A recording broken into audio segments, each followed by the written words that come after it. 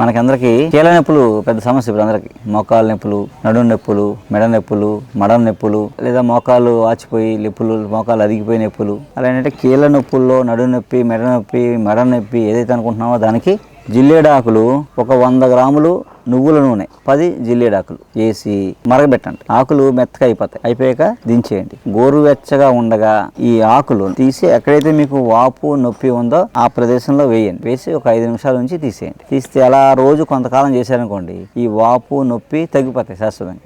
ఇదొక ప్రయత్నం. అలాగే మీకు రోజు ఆకులు లేవనుకోండి, ఏం చేస్తారు, ఒక 1/2 కేజీ నువ్వుల నూనె, 25 ఆకులు జిల్లేడాకులు వేసి నెమ్మదిగా మరిగించి ఆకులు ఇలా ఒళ్ళిపోయాక ఆకులు తీసేసి ఆ ఆయిల్ చల్లార్చాక ఆయిల్ దాచుకొని అది గోరువెచ్చగా చేసి కొంచెం రాసుకోండి. అది మీకు సింపుల్ మెథడ్ అన్నమాట.